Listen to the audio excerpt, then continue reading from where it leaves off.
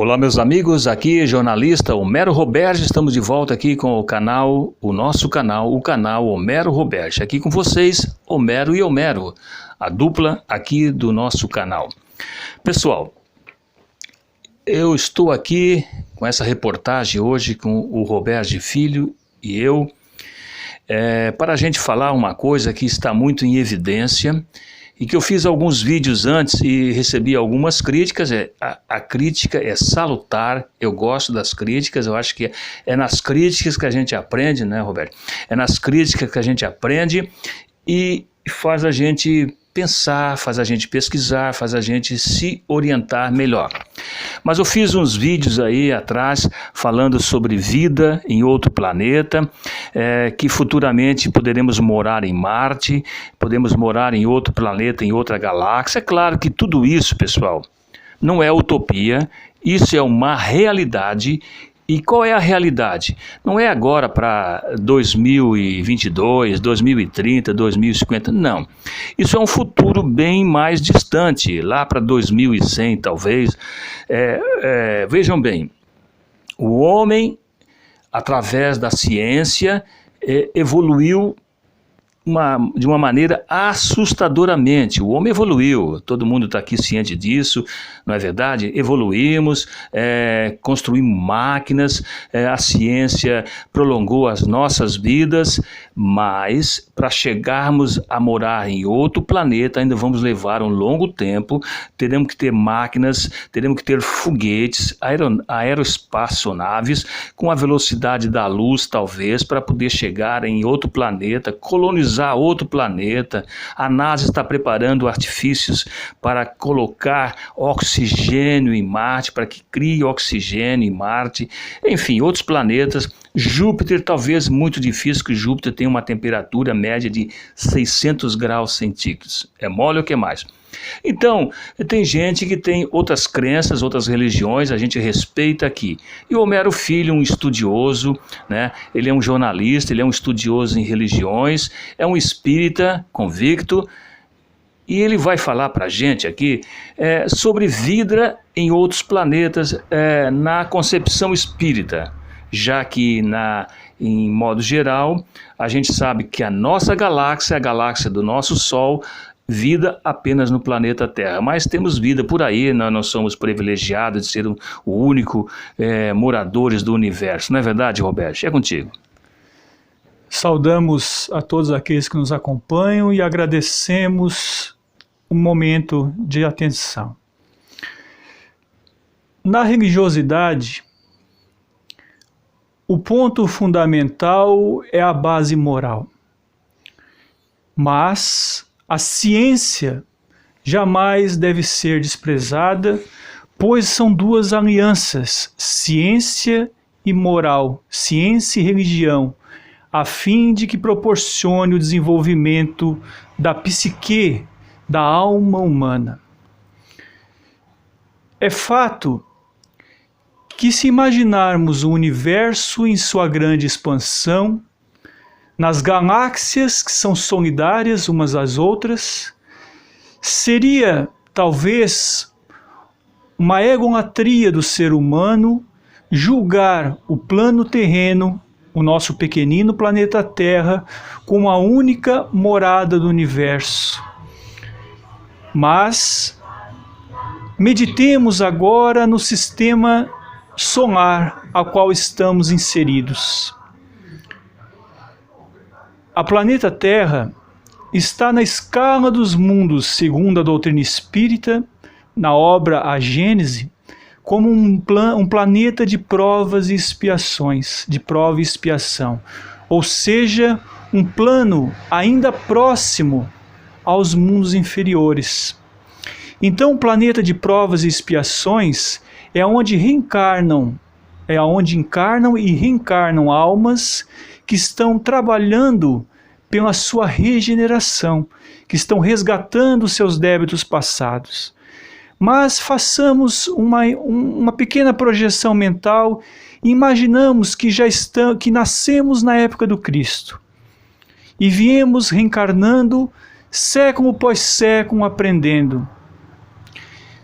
Projetamos agora daqui a 1000, 2000 anos, adquirindo conhecimentos, modificando a maneira de pensar, de agir, de sentir, veremos que o cosmo íntimo vai se modificando, vai se aprimorando. E é esse o objetivo dos mundos. Ele começa na sua base, na sua primitividade, e vai galgando para se tornar um plano superior. Desta forma, a Terra é solidária com outros mundos que lhe são inferiores, como mundos superiores lhe são solidários através do processo do intercâmbio de energias, do intercâmbio de reencarnações.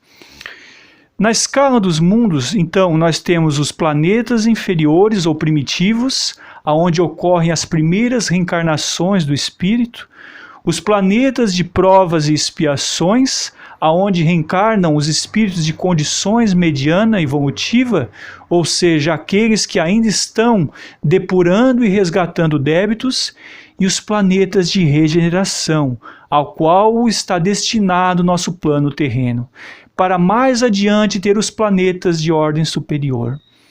O importante é focarmos na questão moral nesse momento. Como está, numa reflexão, o padrão evolutivo de nosso planeta na atualidade? Como está a cultura? Como estão a união entre os povos no que diga respeito à religiosidade, às ideologias, às crenças? Já eliminamos, porventura, os preconceitos? Já nos despojamos dos vícios? No momento em que a Terra predominar o bem em favor ao próximo, a caridade como um lema, o estudo da psique da alma também, desde os bancos escolares, preparando a formação moral do indivíduo para uma existência plena do bem, de amor e de sabedoria. Então nossa Terra será um plano de regeneração. No Livro dos Espíritos, há um tomo que trata de vidas na própria galáxia, na nossa própria galáxia, nosso próprio sistema solar, e fala de Júpiter. Diz Allan Kardec, através da inspiração dos bons espíritos, que muitos gênios, que muitos cientistas do passado foram dados comunicações que reencarnaram em Júpiter. Mas como pensar na vida em Júpiter, dado a sua distância da luz da estrela solar, o seu calor imenso? Se imaginássemos os peixes vivendo embaixo d'água, se não tivéssemos condições de perscrutar a vida submarina, jamais conceberíamos como peixes vivem embaixo d'água. Como existe a energia elétrica no campo eletromagnético, suprindo a falta da luz solar, então para Deus não há nada impossível. Muito provavelmente, e de acordo com a informação dos próprios espíritos, o campo eletromagnético de Júpiter proporciona que haja existência num outro padrão de junção molecular, numa outra condição de manto perispiritual.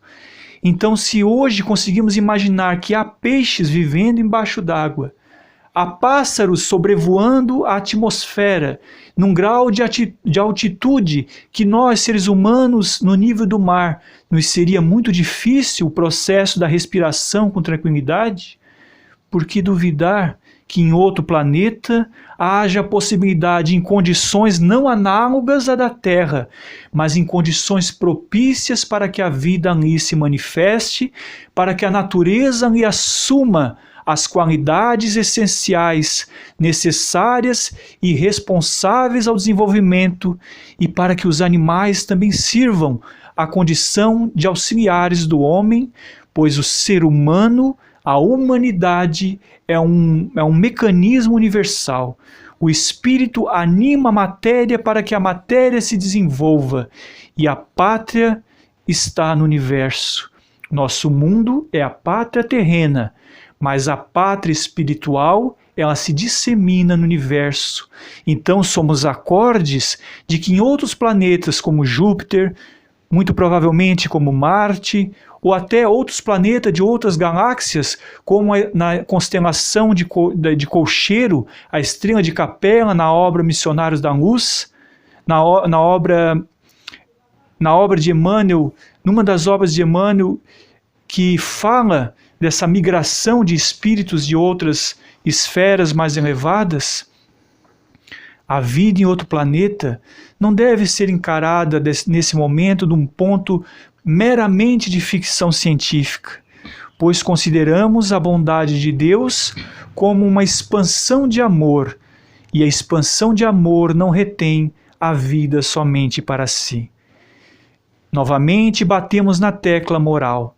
Nosso maior objetivo na atualidade é nos transformarmos como pessoas, como cidadãos, espiritualizando a nossa maneira de pensar e de agir. Quando a moral no mundo estiver num patamar mais elevado, então, nesse planeta reencarnarão somente aqueles que comungam do bem e do amor, e aqueles que ainda são recalcitrantes no mal, no vício, na exposição na mídia de temas chocantes, de arte voltada ao sensualismo, ao consumismo, se sentirão solitários, se envergonharão da forma como procedem na atmosfera psíquica que lhes envolve e serão convidados a reencarnar em outro planeta. Então, dedicamos esse momento de entrevista a consolidar, junto com a doutrina espírita, nosso Deus, nosso Pai é solidário no amor e, com certeza, é solidária na vida em outros planetas.